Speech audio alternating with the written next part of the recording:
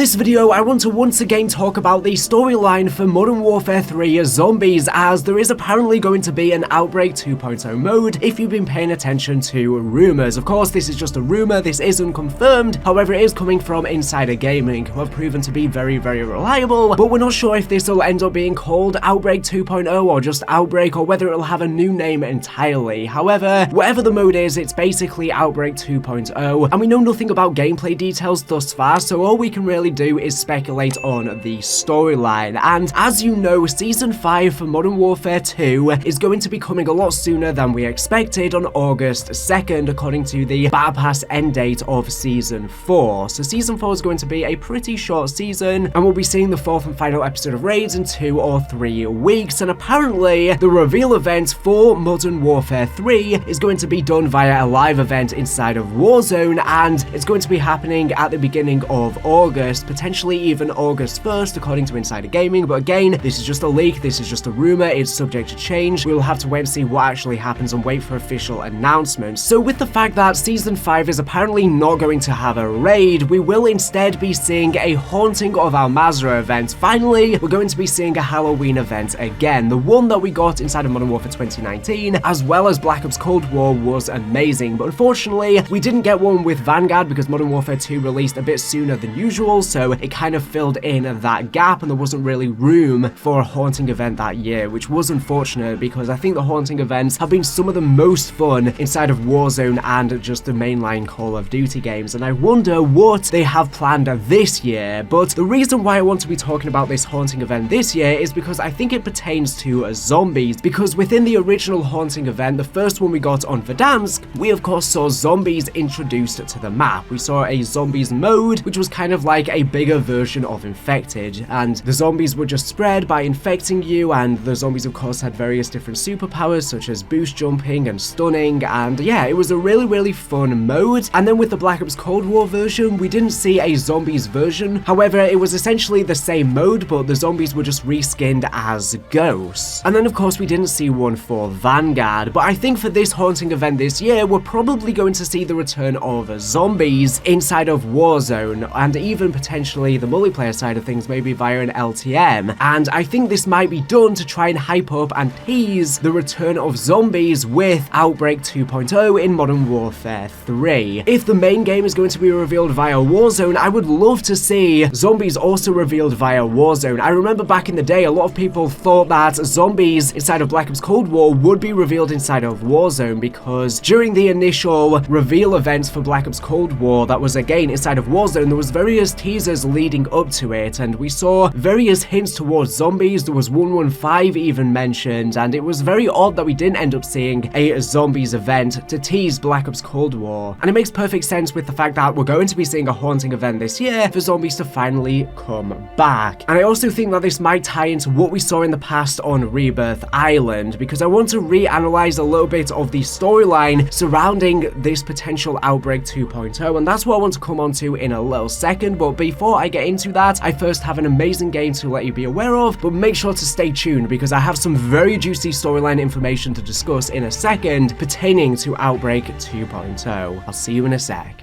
This video has been kindly sponsored by Wildmender, which you can check out their early access demo on Steam for free today ahead of its full release plans later this year. Be sure to wishlist it as well in the meantime. The full release will be on PlayStation 5 and Xbox Series X/S2. The demo is live for everyone during Steam Next Fest, lasting from now until June 26th. You can also enter a keyboard giveaway linked in the description, and you can enter many times by completing different tasks such as playing the game for an hour. A desert gardening survival game starts from a tiny spring and cultivate a blooming garden.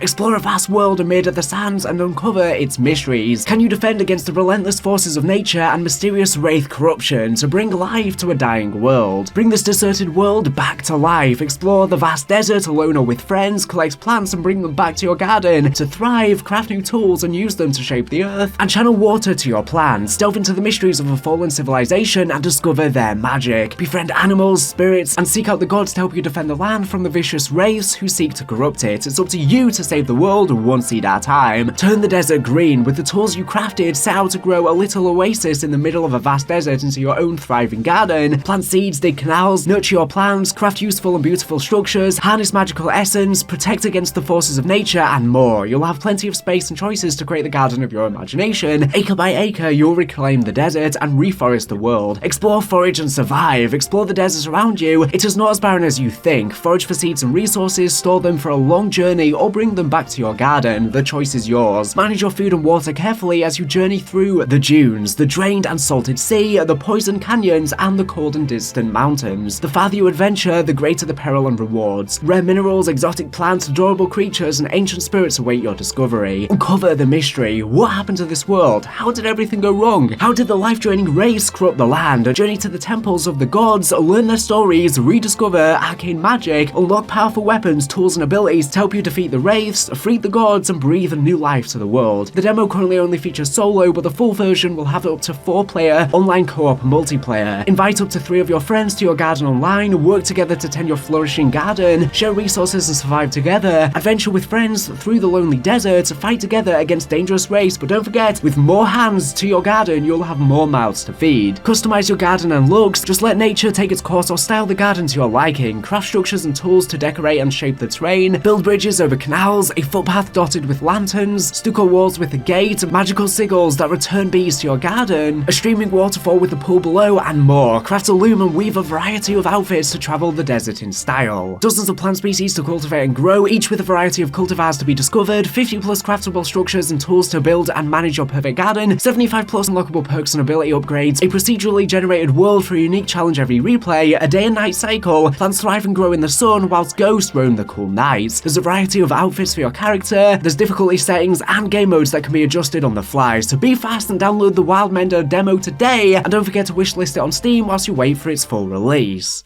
Okay, so like I said before, we got Zombies via an LTM with the very first Haunting event in Warzone, and when this was initially added, they actually described it on Call of Duty's blog as the operators just hallucinating. Of course, there was also various different ghosts on the map, and there was even Saw-related stuff and other tie-ins with franchises, and I really liked this event. But yeah, they tried to decanonize it because it didn't really make sense in terms of the storyline. However, that all changed when Zombies returned to Verdansk, and that is of course because the Verdansk ship set sail in the 80s. However, it randomly disappeared and then appeared 40 years later when it was actually docked at Rebirth Island. It was seen on Rebirth Island, and then shortly after, it then moved towards Verdansk, and there was a purple lightning storm when it appeared, and of course, when the Verdansk ship came to Verdansk, it brought zombies with it. So the general consensus is, the speculation is, that the reason why the ship randomly disappeared in the ocean is because it must have hit a dark ether portal, a dark ether breach in the 80s, and the ship was sent into the dark ether, and then it must have somehow randomly come out 40 years later, probably hitting another portal back to the regular dimension from the dark ether. And time passes at a slower rate in the dark ether as well, so even though it was 40 Earth years, it was potentially way longer, hundreds and hundreds of years, that the ship was actually in there. Anyways, it brought zombies to Verdansk, and then we saw the teaser leading up to the nuke event where zombies started spreading all over the map, and because the zombies were getting out of control on Verdansk, what did we do? Well, we ended up nuking the map to try and control the outbreak. Then of course we went back to the past and we saw the 80s version of Verdansk, and the storyline was never continued from there. We've never really had any follow-up. There was just a brief reference to the zombies being on Verdansk within Rose's character bio, and that is literally it. However, when the zombies came to Verdansk, they actually said in their blog post that it was following on from the zombies previously within the Haunting event, basically canonizing it. So I don't really know why they decided to do this, because initially they tried to play it off as a hallucination and that it wasn't canon, and then they changed it and canonized it. And I wonder if that could be because maybe them saying it was a hallucination was just a cover story to the public in the in-game universe. That's what they were trying to lead the public to believe in the general world. And again, probably when they nuked Verdansk, they used a cover story so that the world wouldn't know of zombies. Similar to in Black Ops Cold War, of course, all of the zombies maps were covered up via saying that there was some sort of nuclear contaminant or there was a natural disaster or something like that, and that's why they had to close off certain areas to try and cover cover up these zombie outbreaks from the world knowing about it. So yeah, I would assume that with the storyline of Outbreak 2.0 in Modern Warfare 3 Zombies, because obviously the Black Ops and the Modern Warfare universes are now in the same timeline, thanks to Nikolai rebooting the universe on Tag de Toten, what this means is that, of course, the zombie storyline in this game is going to be happening way after the 90s, which is going to be the setting for Trek's next Call of Duty Zombies game, and where we were left on a cliffhanger with Peck heading to the Pacific Ocean at the end of Black Ops Cold War. And I think there'll be some references to what happened in the 90s in Modern Warfare 3 Zombies. However, they're probably not going to spoil exactly what happens because, of course, they want that to still be a surprise for COD 2024, but they will probably reference it a little bit. But I've got a feeling the storyline is probably going to be surrounding the Modern Warfare characters. It's probably going to be a self-contained story where maybe we're playing as Task Force 141. If Makarov is the main villain in the campaign, maybe Makarov could even be involved in the zombie stuff. But I'm guessing the storyline is probably going to be tying in with what happened on Verdansk, because although we managed to nuke the zombies, I'm guessing some of them managed to probably survive, maybe even some of them mutated, having different radioactive abilities because of the blast. And I really think this is going to be the story setup for Outbreak 2.0 Zombies, and the reason being is that we of course have Building 21 inside of DMZ, and this is in an unknown location, and they're doing a lot of tests in here, of course. However, it seems like this could actually be set underneath Verdansk, or at least very close to Verdansk, potentially in Russia even, although it could literally be directly under Verdansk because the map of it does show a crater that looks just like the one that we saw when Verdansk was nuked. It would of course leave a big crater, and even more evidence is the fact that there was a keycard added to Building 21 that is from one of the bunkers on Verdansk. So why is it there? And it makes sense that they're experimenting and tracking everything that happened after the nuclear blast on Verdansk, and this facility might have been set up to monitor that and what is going on there. So this could literally be how the storyline continues. And another thing to point out, and this is something I didn't talk about in my prior video talking about the potential storyline for Outbreak 2.0 Zombies, is regarding the fact that when we saw zombies on Verdansk, that actually wasn't the last time we saw zombies. I kind of forgot about it, but we saw zombies in Warzone after that. So obviously we had Rebirth Island reinforced, and this was a 2022 version of the map, and we learned that Perseus, who were of course the group, the main villains inside of Black Ops Cold War, were still active in 2022 on that map. Of course, Perseus is a group ideology to usurp the Western world. It's not one person, it's an ideology that gets passed on through generations. So even though we saw Stitch and the old guy die inside of Black Ops Cold War, he died of cancer of course, Perseus is still active in modern day. And Perseus were active on Rebirth Reinforced, they were doing stuff with Nova Gas, but ever since we saw them there, the Perseus storyline hasn't really been extended. We saw Perseus logos inside of the Atomgrad bunker in the Satik Mountains inside of raids, and they are the ones responsible for the Soviet-era missile that's in there that Hadir, the commander of Al-Qatala, has managed to get his hands on one of the cores of this intercontinental ballistic missile in there. But yeah, Perseus have been mentioned in other elements of the game. We've seen Nova Gas appearing on some of the multiplayer maps in Modern Warfare 2, and there's been references to them in DMZ, as well as Ashika Island and stuff like that. So Perseus are going to play a role in the storyline in the future. I'm sure Perseus will probably be mentioned in Modern Warfare 3, maybe even Makarov could potentially be a new member of